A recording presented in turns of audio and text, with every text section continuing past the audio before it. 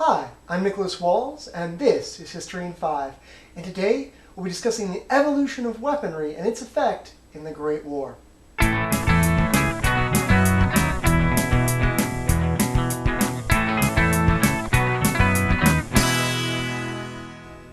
The Great War wasn't the first time industrial-grade technology was applied to achieve dominance on the battlefield. The colonial power has been utilizing the machine gun and the rifle, as well as artillery, to maintain their empires for nigh on a century by the time of 1913 and 1914. Even earlier than that, gunpowder empires such as the Mughal Empire and the Ottoman Empire ushered in a new era around 1400 CE when they utilized cannonry to decimate medieval fortresses.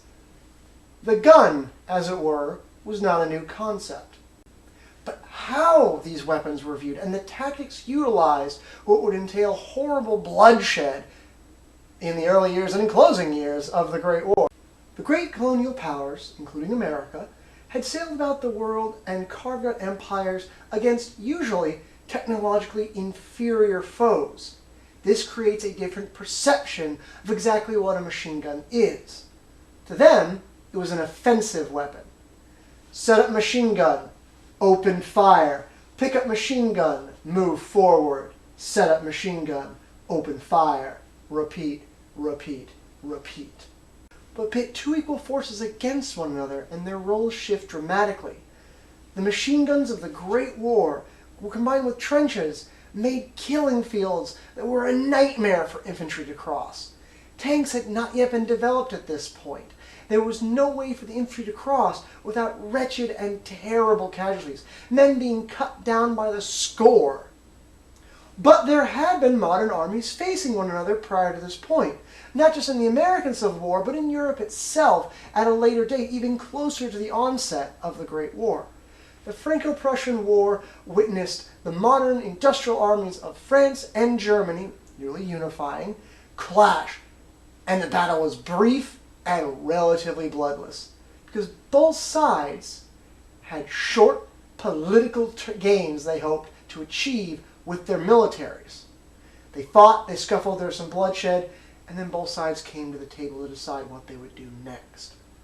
The Great War had come to a point where that level of politics was no longer in play. Total war was fully engaged for all sides. With the advent of firearms, with their simple point-and-click interface, very simple, it doesn't take a lot of training to master, it ushered in the end of the old warrior nobility. It was cheaper and easier to maintain large amounts of conscript and then professional armies than it was to care, rear, and maintain warrior nobility from birth. If a bunch of schmucks get gunned down in a conflict on the field of Austria or Prussia, oh well, more where they came from. If your knightly or samurai feudal lord died, it was a bit more difficult to replace those years of training in swordsmanship, archery, and horseback riding. And of course, the sword and armor and horseback riding became far less important with the advent of modern weaponry that could kill you from 50 paces plus with the greatest of ease. Again, point-and-click interface. Armies and tactics evolve over time, including the guns themselves. The early muskets kicked lots of smoke up, made horrible noise, and were not very accurate whatsoever, to say nothing of the slow reload time. Armies would fire, the first rank would duck, the next rank would step up and unload their guns, and you'd have a revolving cycle of lead being fired. Moving forward, you rifle the bullet, so that rather than a ball that just gets forced out by an explosion, there's a spiral added to it by grooving in the barrels, along with cartridges to the bullets, so it's all one self-contained packet of gunpowder launching the bullet through a barrel. The spin increased accuracy, not unlike a thrown American football, or an arrow from earlier times when bow and arrows were king. Score one for the science of aerodynamics in killing. By the time of the Great War, magazines, ammo clips, semi-smokeless and smokeless powders changed the way wars were fought and dramatically increased the killing potential of the firearm. Less reload time, more bullets being fired, and the ability to see the battlefield more clearly, even in the chaos of battle, meant it increased the killing capacity dramatically of armies. Shockingly, being able to see your enemy made it a lot easier for two armies to shoot one another and actually hit something.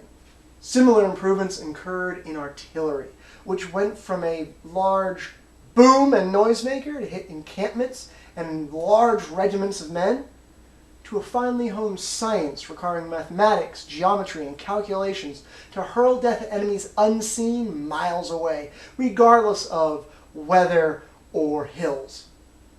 However, this also meant, particularly during the Great War with close artillery bombardments followed by infantry waves, you had to get your calculations correct or you might end up blowing up your allies. Yet for all that force, all that sound and fury, and the death they hurled, it was not the most devastating tool on the battlefield of World War I. The bane of infantry and contender for the deadliest weapon of the Great War was the machine gun. This rapid-fire tool of death had been improved upon from the simple crank-operated machine guns and pukal guns of earlier eras to belt-fed engines of death of the Great War. The organ gun, the great granddaddy of the machine gun, which was just several layers of guns mounted which fired in succession, had nothing on the Maxims and Brownings and other firearms, machine guns that is, of the Great War. The sheer volume of fire it put out meant that entire infantry regiments could die in a matter of moments. The great power so underestimated the killing potential of these weapons. Early accounts record German machine gunners entrenched and waiting, looking at each other in shock as British officers with swagger sticks marched across the battlefield, leading their troops to certain death. The German gunners didn't even have to aim. They just went back and forth, and the puppets fell with their strings cut. Even civilian tools of industry were put forth toward the war effort in new ways. Trains meant battles were fought on a timetable. You could literally count out when and where troops would be going by following the trains. Of course, these became priority targets for the enemy to capture or destroy. Not all technologies developed at the same pace, nor was it equally distributed amongst the great powers. Austria, Hungary, Italy, and Russia lagged behind the other great powers in terms of their industrialization, lacking the means of production to keep up with this new industrial scale of slaughter. Nevertheless, whether universal or widespread, the truth is that technology developments brought life and death to the new societies with equal measure. It sorely tipped in the balance of death with the onset of the Great War. The charnel fields of Verdun stood as testament to the destructive power of man, and the industrial weaponry reduced lives to the cold clack of the tallyman's ledger. I'm Nicholas Walls. This has been History in 5. Have a great one.